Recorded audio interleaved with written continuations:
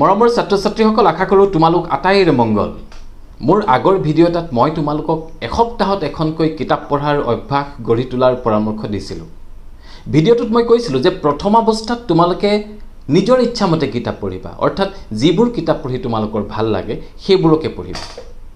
কিন্তু লাহে লাহে যেতিয়া কিতাপ পঢ়াটো তোমালোকৰ অভ্যাসত পৰিণত হ'ব বা কিতাপ পঢ়াটো তোমালোকৰ এক প্ৰকাৰ নিচা বা চখ হৈ পৰিব, তেতিয়া কিন্তু তোমালোকে নিৰ্বাচিত কিছুমান কিতাপ পঢ়িবলৈ আৰম্ভ কৰিব লাগিব। অৰ্থাৎ এনে কিছুমান বাচকবনীয়া কিতাপ পঢ়িব লাগিব তোমালোকে, যিবোৰ কিতাপ পঢ়ি তোমালোকৰ ভালো লাগিব লগতে তোমালোকৰ ব্যক্তিগত জীৱনত খুব সহায়ক হ'ব বা যিবোৰ কিতাপে তোমালোকৰ জ্ঞান বৰ্ধনত যথেষ্ট সহায় কৰিব। তেনে কিতাপ নিৰ্বাচন কৰিব পৰাটো এজন ভাল পাঠকৰ উল্লেখনীয় বৈশিষ্ট্য। তোমালোকে কথাটো মনত ৰাখিবা। নিৰ্বাচিত কিতাপ আমি এই কাৰণে পঢ়িব লাগিব কাৰণ পৃথিৱীত যিমান কিতাপ আছে, আমি গোটেই জীৱনটো একেৰাহে কিতাপ পঢ়ি থাকিলেও তাৰে মাত্ৰ কেইখনমানহে আমি পঢ়ি শেষ কৰিব পাৰিম। গতিকে জীৱনটোত যিকেইখন কিতাপেই পঢ়িম বা যিকেইখন কিতাপ পঢ়িবলৈকে আমি সময় পাম, আটাইকেইখন কিতাপ যাতে আমাৰ কামত অহা ভাল কিতাপ হয়, সেই বিষয়টোৰ প্ৰতি আমি খুবেই সজাগ হ'ব লাগিব। আৰু আজি মই ঠিক তেনে এখন অত্যন্ত উপযোগী ভাল কিতাপৰ বিষয়ে তোমালোকক ক'বলৈ ওলাইছোঁ। শিশুসকলৰ বাবে প্ৰস্তুত কৰা ভিডিঅ'বোৰ মই সাধাৰণতে শ্বেয়াৰ কৰিবলৈ কাকো জোৰ নকৰোঁ, কিন্তু যিসকল অভিভাৱক বা জ্যেষ্ঠ লোকে বৰ্তমান মোৰ ভিডিঅ'টো চাই আছে, আপোনালোকক মই আজি জোৰ কৰিয়ে ক'ব খুজিম যে শিশুৰ বাবে অত্যন্ত এখন উপযোগী কিতাপৰ খবৰ অসমৰ প্ৰতিগৰাকী শিশুৰ কাষলৈ লৈ যোৱাৰ স্বাৰ্থতে আপোনালোকে মোৰ ভিডিঅ'টো অনুগ্ৰহ কৰি শ্বেয়াৰ কৰিব। মই ক'ব খোজা কিতাপখন হৈছে এখন অসমীয়া শিশু উপন্যাস, নাম ধুনুহঁতৰ অভিযান। ধুনুহঁতৰ অভিযান। লেখক অসমৰ এগৰাকী বিশিষ্ট শিশু সাহিত্যিক সুনীল গগৈ। উপন্যাসখনৰ কাহিনীটো আৰম্ভ হৈছে মূলতঃ এহাল শিশুক লৈ, ধুনু আৰু ৰীমা। সম্বন্ধত দুয়ো ককায়েক আৰু ভনীয়েক। ধুনু আৰু ৰীমাৰ দৈনন্দিন জীৱন পৰিক্ৰমা লেখকে ইমান সুন্দৰকৈ, ইমান সাৱলীলভাৱে, অৰ্থপূৰ্ণভাৱে বৰ্ণনা কৰিছে যে তোমালোকে পঢ়ি থাকিলে কিতাপখন এৰিবলৈকে মন নাযাব। একে বহাতে কিতাপখন পঢ়ি শেষ কৰিবলৈ মন যাব। উপন্যাসখনৰ মূল বিষয়টো হৈছে আমাৰ থলুৱা ঔষধি উদ্ভিদবোৰ। তোমালোকে জানা যে ঔষধি গছ বন লতিকাৰ কাৰণে আমাৰ অসমৰ লগতে সমগ্ৰ উত্তৰ পূৰ্বাঞ্চলৰ এক বিশেষ সুনাম আছে। কিন্তু দুৰ্ভাগ্যবশতঃ এই ঔষধি উদ্ভিদবোৰ, এই ঔষধি শাক পাতবোৰ আমাৰ মাজৰ পৰা ক্ৰমশ হেৰাই গৈ আছে। তোমালোকৰ কথা বাদেই দিলোঁ, তোমালোকৰ মা দেউতাকে প্ৰমুখ কৰি আমি জ্যেষ্ঠসকলো আনকি বহু থলুৱা ঔষধি উদ্ভিদৰ সৈতে পৰিচিত নহয় আজিও। তোমালোকে জানা যে আজিৰ যুগৰ দৰে প্ৰাচীন কালত চিকিৎসা বিজ্ঞান ইমান আগবঢ়া নাছিল। তোমালোকে এয়াও মন কৰিছা চাগে, আজিৰ যুগত চিকিৎসা বিজ্ঞান ইমান আগবাঢ়ি যোৱাৰ পাছতো আমি কিন্তু মানুহবোৰ খোজে খোজে বিভিন্ন ধৰণৰ ৰোগ ব্যাধি মহামাৰীৰ সন্মুখীন হ'বলগীয়া হৈ আছে। আমাৰ আয়ুস টুটি আহিছে ক্ৰমশ, মানুহৰ মৃত্যুৰ হাৰ বাঢ়িছে। কিয়? ইয়াৰ অন্যতম কাৰণ হৈছে আমি আমাৰ থলুৱা ঔষধি শাক পাত, গছ বন লতিকাবোৰৰ বিষয়ে নজনা হৈ গৈছোঁ আৰু সেইবোৰৰ সলনি আমি খাদ্যৰ নামত নানা তৰহৰ বিষাক্ত দ্ৰব্য খাবলৈ অভ্যাস কৰিছোঁ।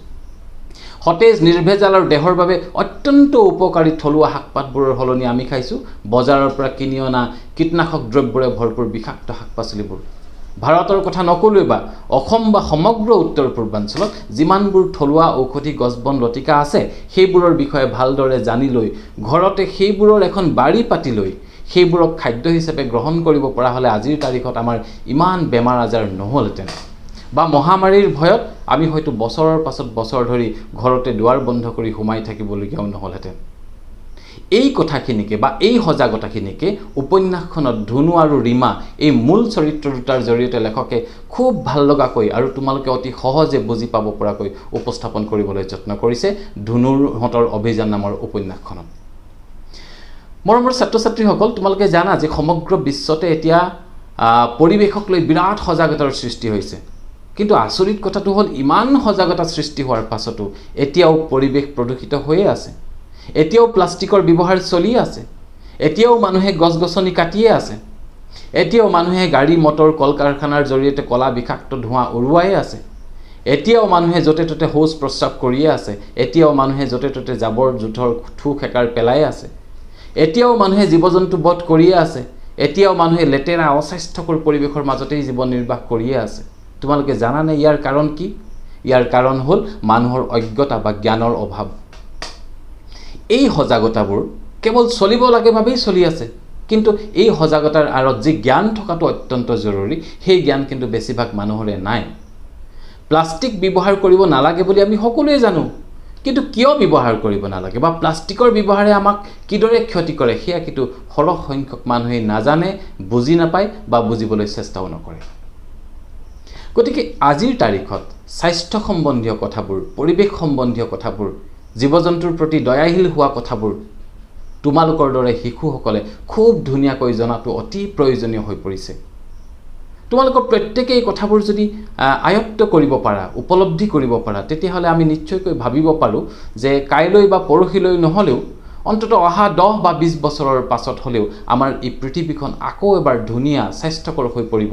আৰু এই ধুনীয়া স্বাস্থ্যকৰ পৃথিৱীখনত তোমালোক নিৰোগী হৈ থাকিব পাৰিবা, য'ত মহামাৰীৰ কোনো ভয় নাথাকিব, পৰিৱেশ প্ৰদূষণৰ কোনো ভয় নাথাকিব বা হাতী মানুহৰ সংঘাতৰ কোনো ভয় নাথাকিব। গতিকে অহা 10 বা 15 বছৰৰ পাছৰ তোমালোকৰ নিজৰ পৃথিৱীখন তোমালোকে নিজেই ধুনীয়া কৰি ল'ব লাগিব। কিন্তু কেনেকৈ কৰিবা? ইয়াৰে কিছুমান উপায় ধুনীয়া কাহিনী এটাৰ জৰিয়তে লেখকে তোমালোকক দিবলৈ চেষ্টা কৰিছে ধুনুহঁতৰ অভিযান নামৰ শিশু উপন্যাসখনত। তদুপৰি অসমীয়া সাহিত্য সংস্কৃতিৰ সৈতে জড়িত কেইবাগৰাকীও মনীষী আৰু তেওঁলোকৰ জন্ম অথবা মৃত্যু তিথিত পালন কৰা দিৱসসমূহৰ সৈতেও তোমালোকক পৰিচয় কৰাই দিয়াৰ চেষ্টা কৰা হৈছে উপন্যাসখনত। উপন্যাসখনৰ আৰু এটা খুব ভাল লগা কথা মই মন কৰিলোঁ, সেইটো হ'ল তোমালোকে নজনা বা হয়তো কেতিয়াও নুশুনা কিছুমান ধুনীয়া ধুনীয়া অসমীয়া শব্দৰ ব্যৱহাৰ। এটা কথা নিশ্চয় তোমালোকে উপলব্ধি কৰা যে আজিকালি আমিবোৰ ইমান আধুনিক হৈ গৈছোঁ বা ইমান অন্ধভাৱে পশ্চিমীয়া সংস্কৃতিক আঁকোৱালি লোৱা হৈছোঁ বা সহজ ভাষাত আমি ওপৰে ওপৰে ইমান বিলাতী হৈ গৈছোঁ যে আমি নিজৰ মাতৃভাষাটোৰ চৰ্চা কৰিবলৈও পাহৰি গৈছোঁ। অসমীয়া ভাষাটো ক'বলৈ আমি লাজ পোৱা হৈছোঁ। ইয়াৰ বাবে অৱশ্যে তোমালোকতকৈ আমি জ্যেষ্ঠসকল বেছি জগৰীয়া। আমি জ্যেষ্ঠসকলৰ বহুতেই আচলতে তোমালোকক অসমীয়া ভাষাৰ চৰ্চা কৰিবলৈ উৎসাহিতই কৰিব পৰা নাই। ইংৰাজী মাধ্যমৰ বিদ্যালয়ত পঢ়া শুনা কৰিলেও যে নিজৰ মাতৃভাষাটো সুন্দৰকৈ আয়ত্ত কৰিব পাৰি, নিজৰ মাতৃভাষাত যে সুন্দৰকৈ লিখিব পাৰি বা পঢ়িব পাৰি, সেই বিশ্বাসটো আমি তোমালোকক দিবই পৰা নাই হয়তো। যিটো বিশ্বাস লেখক সুনীল গগৈ ডাঙৰীয়াই ধুনুহঁতৰ অভিযান নামৰ শিশু উপন্যাসখনৰ জৰিয়তে তোমালোকক দিবলৈ চেষ্টা কৰিছে, আৰু ই নিঃসন্দেহে এক আদৰণীয় প্ৰচেষ্টা। গতিকে মৰমৰ ছাত্ৰ ছাত্ৰীসকল, তোমালোকৰ সন্মানীয় অভিভাৱকসকলৰ জৰিয়তে তোমালোকক মই এই উপন্যাসখন নিশ্চিতভাৱে পঢ়িবলৈ পৰামৰ্শ আগবঢ়াইছোঁ।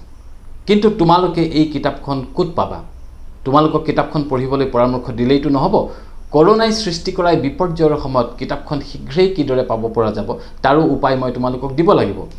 আৰু এই উদ্দেশ্যেৰে মই কিতাপখনৰ প্ৰকাশক মৰাণৰ শিৱ পাব্লিকেশ্যনৰ সৈতে যোগাযোগ কৰিছিলোঁ, আৰু তেওঁলোকে মোক জানিবলৈ দিলে যে 120 টকা লিখা দামত ইচ্ছুক পঢ়ুৱৈৰ দুৱাৰমুখতে কিতাপখন তেওঁলোকে বিনামূলীয়াকৈ যোগান ধৰাৰ ব্যৱস্থা কৰিছে। অৰ্থাৎ ইয়াৰ বাবে কোনো ডাক খৰচ তোমালোকে দিব নালাগে। তেওঁলোকৰ ফোন নম্বৰটো মই স্ক্ৰীনত উল্লেখ কৰি দিছোঁ। শিৱ পাব্লিকেশ্যন, মৰাণহাট 9854168515। আকৌ এবাৰ কৈছোঁ 9854168515। গতিকে মৰমৰ ছাত্ৰ ছাত্ৰীসকল, অকণো বিলম্ব নকৰিবা। যিমান পাৰি সিমান সোনকালে ধুনুহঁতৰ অভিযান নামৰ শিশু উপন্যাসখন তোমালোকে সংগ্ৰহ কৰি পঢ়ি পেলাবলৈ যত্ন কৰা। আৰু এই উপন্যাসখন পঢ়ি যে তোমালোকে খুব ভাল পাবা আৰু অত্যন্ত লাভৱান হ'বা সেয়া নিশ্চিত। পঢ়ি উঠি তোমালোকৰ অনুভৱ উপলব্ধিবোৰ মোক জনাবলৈ নাপাহৰিবা। মোৰ ফোন আৰু হোৱাটছআপ নম্বৰ স্ক্ৰীনত উল্লেখ কৰাই আছে। তোমালোকৰ সকলো পিনৰ পৰা ভাল হওক, ইয়াকে ঈশ্বৰৰ ওচৰত প্ৰাৰ্থনা কৰি মই পাৰ্থজ্যোতি বৰুৱাই আজিৰ ভিডিঅ'টোৰ পৰা বিদায় লৈছোঁ। ধন্যবাদ।